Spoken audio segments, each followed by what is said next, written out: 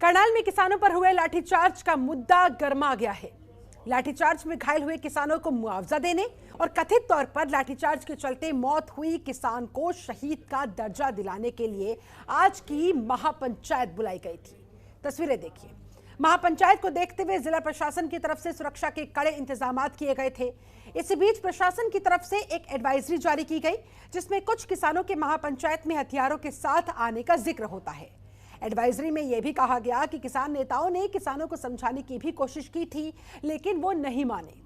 इस बीच जिला प्रशासन ने विवाद को बातचीत से हल करने के लिए किसानों को न्योता भी दिया। बैठक लेकिन बेनतीजा रही। ऐसे में अब सवाल उठता है, यदि किसानों से बातचीत करनी ही थी तो महापंचायत से पहले ही कर लेते। इससे लोगों को होने वाली भारी दिक्कतों का तो कम से कम सामना नहीं करना पड़ता। वहीं दूसरी तरफ यदि किसानों के हथियार लेकर आने से कानून व्यवस्था बिगड़ती तो इसका जिम्मेदार कौन होता, यह भी गंभीर सवाल है। आज की चर्चा इसी मुद्दे पर। तो करनाल में किसानों पर जिस तरह से लाठीचार्ज हुआ, वो मुद्दा अब गर्माता हुआ। महापंचायत से पहले प्रशासन ने बात क्यों नहीं की, यह भी सवाल अब उठता हुआ। हथियार लेकर आने से बिगड़े हालातों के लिए कौन जिम्मेदार होता, यह भी सवाल उठता हुआ। बिगड़े हालातों की किसान संगठन क्या जिम्मेदारी लेते अगर कोई अनहोनी वहां पर हो जाती, यह भी सवाल उठता हुआ। और लोगों को, आम जनता को जिस तरह से परेशानियों का सामना करना पड़ा, उसकी जवाबदेही किसकी होगी? क्योंकि सरकार किसानों के पाले में गेंद डाल देती है और किसान सरकार के पाले में गेंद डाल देते हैं। ऐसे में आम लोगों की कौन सुनेगा? फिर आम लोगों की परेशानियों की जिम्मेदारी किसकी होगी? फिर कौन उनके प्रति जवाबदेही लेगा? बहुत बड़ा सवाल है। ये देखिए तस्वीरें आपके सामने। प्रशासन की तरफ से इस बीच एक एडवाइजरी भी जारी की गई, जिसमें कुछ किसानों के महापंचायत में हथियारों के साथ आने का जिक्र किया गया, यह अंदेशा जताया गया। ऐसे में जाहिर तौर पर अगर कोई अनहोनी यहां पर हो जाती, इतनी बड़ी संख्या में किसान महापंचायत में ये जो तमाम लोग एकत्रित हुए हैं, तो जिम्मेदारी किसकी होती?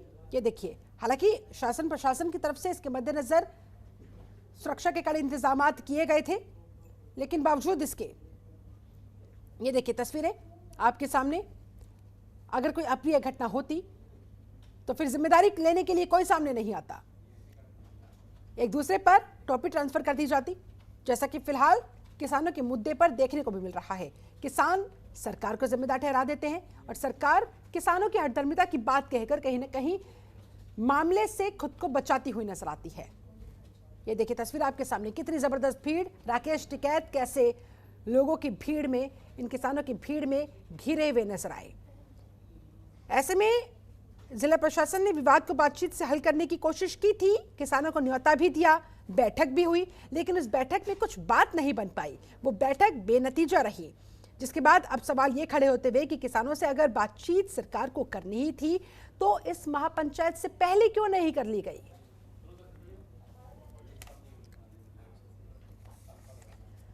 इस मुद्दे पर चर्चा करने के लिए हमारे साथ खास मेहमान जुड़ चुके हैं। आशीष अग्रवाल हमारे साथ पीएचएट एडिटर मौजूद है, बहुत बहुत स्वागत है सर आपका। सत्यव्रत शास्त्री बीजेपी प्रवक्ता हमारे साथ जुड़े हुए हैं, आपका भी बहुत स्वागत करती हूं। खालिद हुसैन प्रवक्ता है कांग्रेस के, वो भी हमारे साथ जुड़े हुए हैं, बहुत स्वागत है आपका। और INLG से उदयवीर सिंह प्रवक्ता, वो भी हमारे साथ जुड़े हुए, आपका भी बहुत स्वागत है। चर्चा की शुरुआत सबसे पहले आशीष अग्रवाल जी आप ही के साथ करना चाहूंगी। ये जो तस्वीरें सामने आई, ये जो परिस्थिति वहां पर धरातल पर देखने को मिली महापंचायत के दौरान, अगर 1% भी कोई अनहोनी वहां पर हो जाती तो कौन जिम्मेदारी लेता? जाहिर तौर पर एक दूसरे पर टोपी ट्रांसफर करने की ये लोग कोशिश करते, किसान सरकार को और सरकार किसानों को दोषी ठहराती।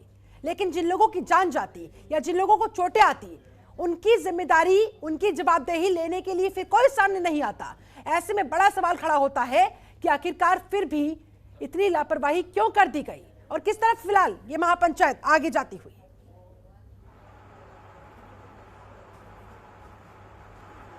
बिल्कुल शिल्पा, देखिए आपने सवाल सही उठाया है, लेकिन इस सवाल का जवाब देने से पहले मैं आज जो पूरा घटनाक्रम करनाल में हो रहा है, उसकी शुरुआत कहां से हुई, आखिर ये छोटा सा विवाद इतना बड़ा कैसे हो गया, ये सबसे पहले मैं समझता हूं कि मैं अपने दर्शकों को जरूर बता दूं। बिल्कुल। दरअसल बीजेपी का एक कार्यक्रम था जिसका विरोध कर रहे थे कुछ किसान, और जब उनको रोकने का प्रयास किया गया तो देखते ही देखते वो मामला पूरा बिगड़ गया।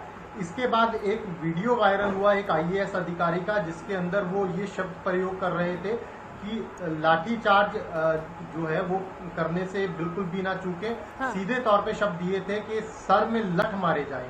तो उससे लेकर कहीं ना कहीं जो विवाद था वो और ज्यादा गहरा गया और जितने किसान थे उनका गुस्सा बहुत साफ तौर पर बढ़ा हुआ नजर आया, क्योंकि किसान लगातार यही मांग कर रहे थे कि सबसे पहले उस आईएएस अधिकारी पर बड़ी कार्रवाई की जाए। हालांकि सरकार ने उस अधिकारी को करनाल से बदल भी दिया है, लेकिन अभी भी जो आज जो प्रशासन के साथ 11 सदस्यीय कमेटी की बातचीत हुई है किसान नेताओं की, उन्होंने सबसे बड़ी मांग यही रखी थी सूत्रों के हवाले से जो हमारे सामने जानकारी आई है कि सबसे पहले उस आईएएस अधिकारी को निलंबित किया जाए।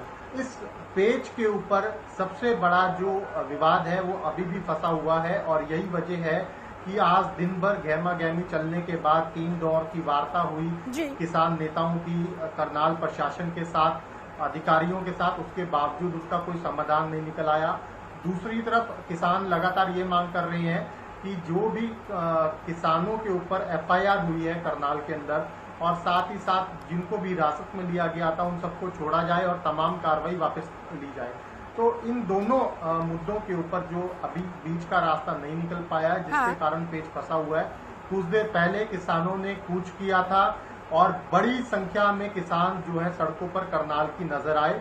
उसके बाद करनाल पुलिस ने सभी नेताओं को रोका और राकेश टिकैत, योगेंद्र यादव, गुरनाम सिंह चढ़ूनी समेत कई नेताओं ने जो है अपनी गिरफ्तारियां दी हैं, ऐसा योगेंद्र यादव ने ट्वीट करके दावा किया है। हालांकि अभी सरकार की तरफ से या करनाल पुलिस की तरफ से कोई आधिकारिक बयान नहीं आया है, लेकिन निश्चित रूप से जिस तरीके से ये विवाद अभी भी गहराता हुआ नजर आ रहा है, मैं समझता हूँ कि अगर जल्द ही कोई बीच का रास्ता नहीं निकला तो ये छोटा सा विवाद जो शुरू हुआ था वो कहीं कोई बड़ा रूप ना मिले। शिल्पा, बिल्कुल, इस बात का डर, इस बात की आशंका। सत्यव्रत शास्त्री जी बीजेपी प्रवक्ता हमारे साथ लगातार जुड़े हुए हैं।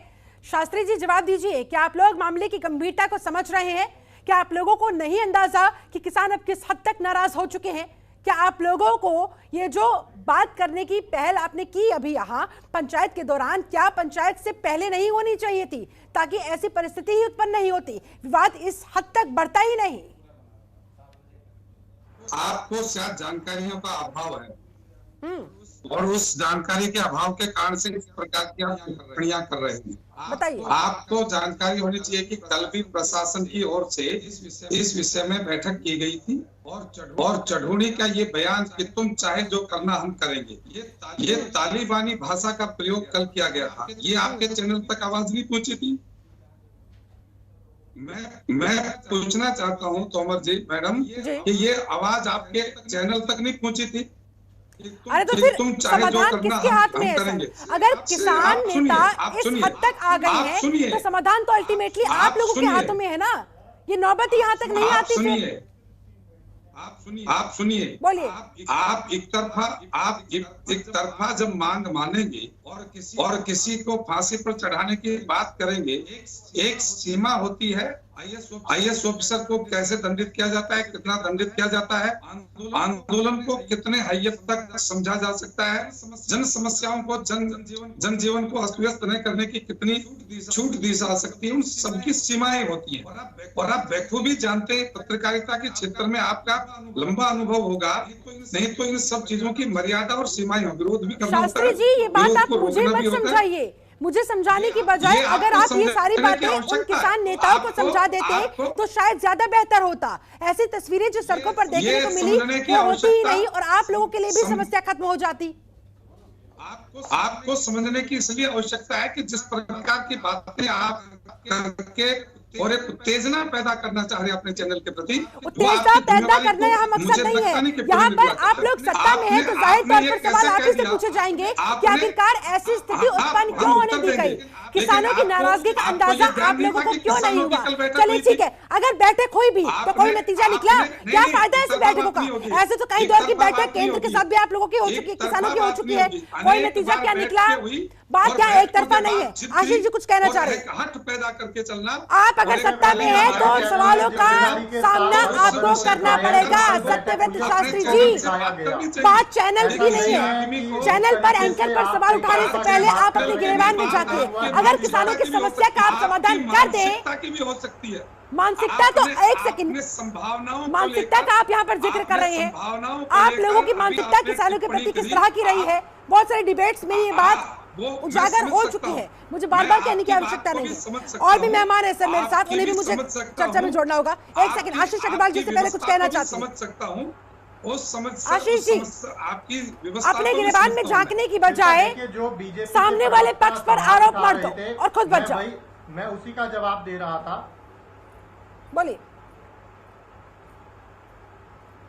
आशीष जी, बोलिए। शिल्पा देखिए, मैं दरअसल उसी बात का जवाब दे रहा था जो बीजेपी के प्रवक्ता ने सवाल उठाया कि जो कल गुरनाम सिंह चढ़ूनी ने बयान जारी किया, हाँ। और जो कल करनाल जिला प्रशासन के साथ बैठकें हुई, वो हाँ। तमाम जितनी भी खबरें थी वो हमारे चैनल ने पूरी जिम्मेदारी के साथ दिखाई हैं।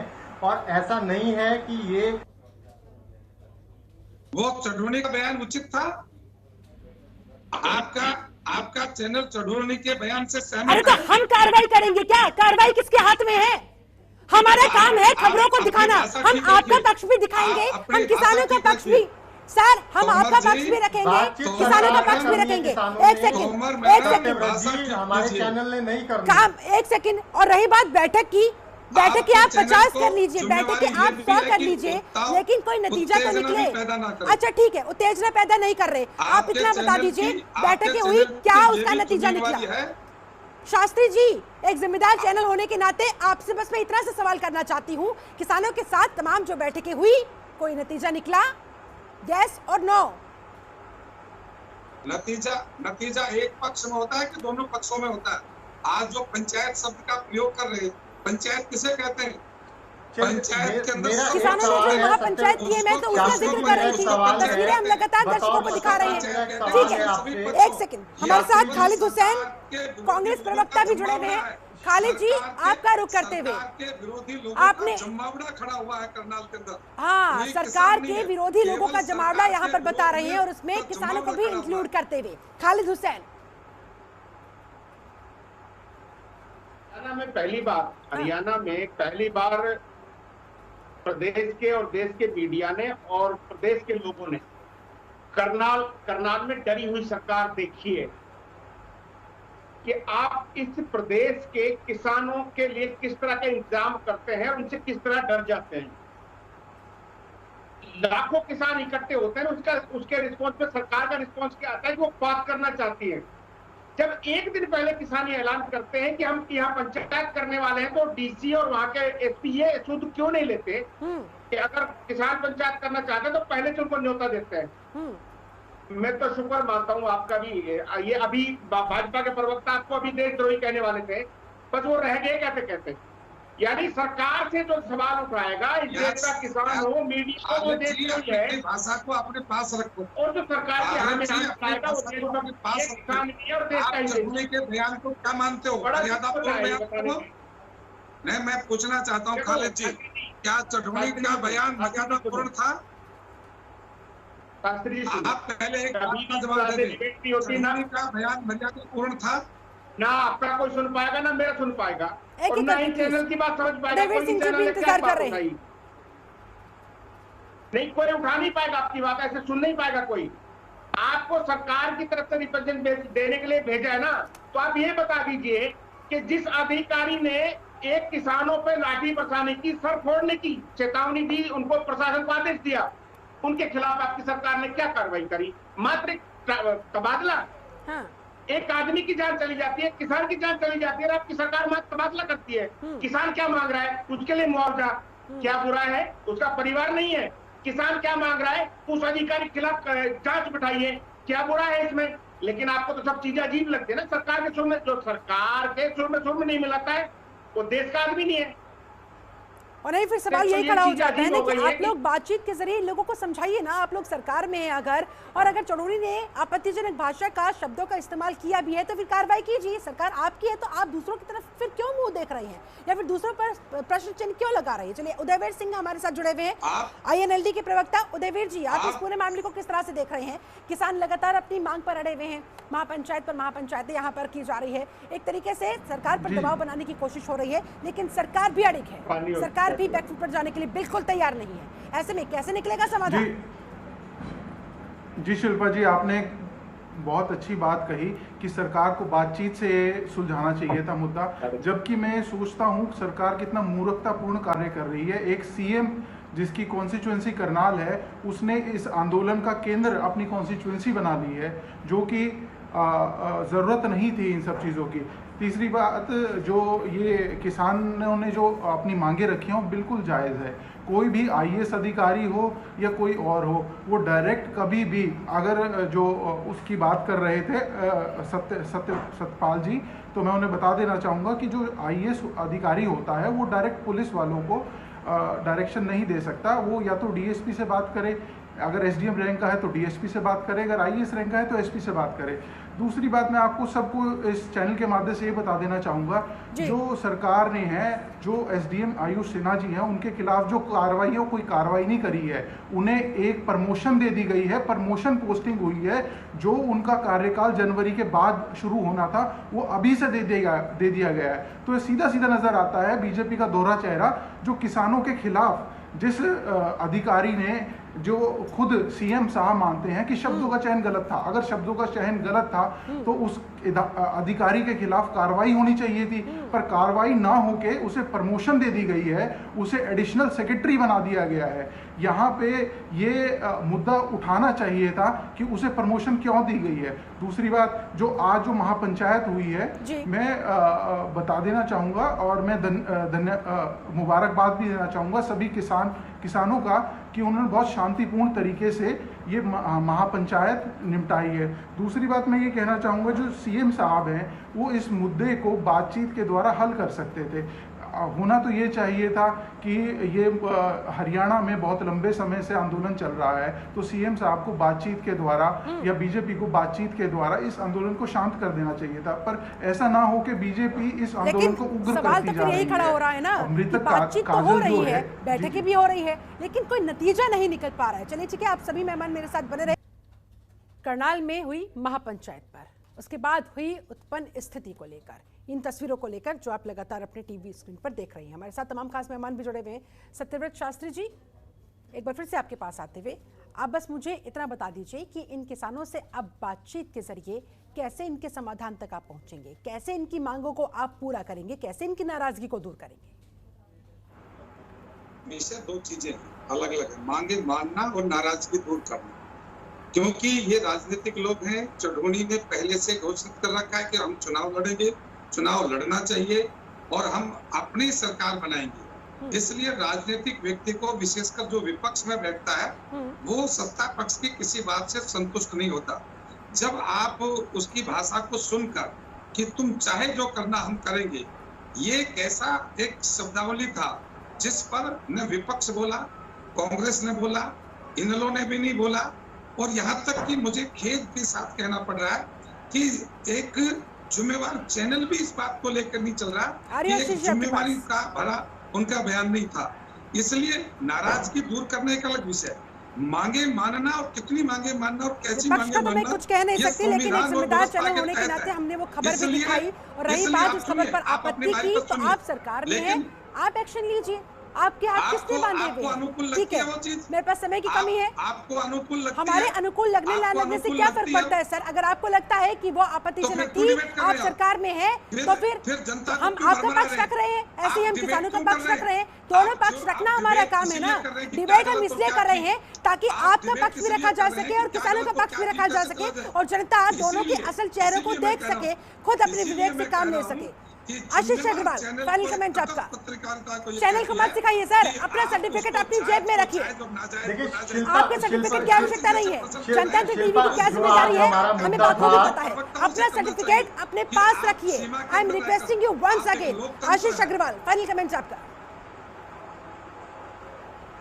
आप बीच से शिल्पा बात देखिए, करते हैं, आज का जी। जो मुद्दा था वो मुद्दा हमारा ये नहीं था कि अब कौन कैसी बयानबाजी कर रहा है, उसकी शब्दावली क्या है। Exactly. ये सब जानते हैं कि किसकी शब्दावली क्या है, लेकिन आज जो ये करनाल के अंदर महापंचायत हुई उसमें एक अहम पहलू अभी भी छूट गया, वो जरूर मैं यहाँ पर दर्शकों के सामने लाना जल्दी से चाहूंगा। मेरे पास जो ये फोन में मैं आपको दिखा रहा हूँ, एक ये एडवाइजरी है, इसके अंदर बकायदा हरियाणा पुलिस के एक वरिष्ठ अधिकारी ने ये जारी किया हाँ। कि जो आज की महापंचायत थी उसकी ग्राउंड इंटेलिजेंस रिपोर्ट से ये संकेत मिले हाँ। कि लाठी, जेली, लोहे की रॉड जैसे कुछ जो हथियारनुमा चीजें थी वो वहां पर पहुंची हैं। और ये अपने आप में मैं समझता हूं कि सबसे गंभीर मुद्दा ये है, क्योंकि अगर महापंचायत के अंदर हो सकता है कि ये कोई असामाजिक तत्व हो, किसान ना और हो, अगर वो लेकिन जो भी इस कोई तरह के अप्रिय अगर घटना को एलिमेंट्स अंजाम दे हैं देते, जो माहौल लोगों की बिगाड़ने जान का चली प्रयास जाती है, कर उनके रहे चोटें आ जाती है, तो इससे उसकी कहीं ना जिम्मेदारी कहीं फिर कौन चाहे लेता है? चलिए ठीक है, किसान हो, समय की कमी है, सर चाहे माफी के पार्टी साथ हो, कोई भी, आपको चाहे इंटरप्ट करते हुए सरकार खालिद हो, हुसैन उन जल्दी सभी से को एक लाइन में समर्थन- आपका फाइनल कमेंट।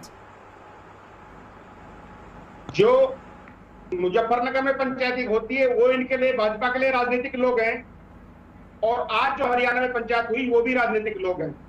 ये समझ नहीं आता कि राजनीति से कल ऊपर का उठकर अन्नदाता किसानों आज की भाजपा समस्याओं के का लिए समाधान हमदर्दी। करना होगा। सुनिए, ठीक है आज- सर, समय की कमी है, माफी के साथ उदयवीर सिंह जल्दी से एक लाइन में फाइनल कमेंट आपका। आज किसानों ने ज्ञापन सौंपा। मैं सोचता हूँ किसानों की मांग बिल्कुल जायज है। एक तो जो सुशील कुमार मृतक है ठीक है। उन्हें 25 लाख का मुआवजा मिलना चाहिए, और दूसरा अधिकारियों पे, जबकि सरकार खुद मानती है कि उनके जो भाषा की शब्दावली ठीक है, की जायज गलत है, मांगे हैं, उनकी कार्रवाई मांगे होनी पूरी होनी चाहिए, आपका कहना है। बिल्कुल चलिए, बहुत जायज बहुत है। शुक्रिया, मेरे पास समय बस इतना ही था। बहुत बहुत शुक्रिया इस खास चर्चा में शामिल होने के लिए। चलिए, इसी के साथ आप बने रहे जनधन टीवी के साथ। नमस्कार। खबरों के निष्पक्ष विश्लेषण के लिए सब्सक्राइब करें Janatantra TV and press the bell icon. Never miss any update.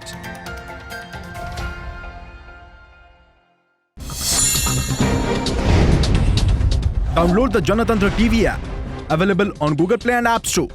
Download it now.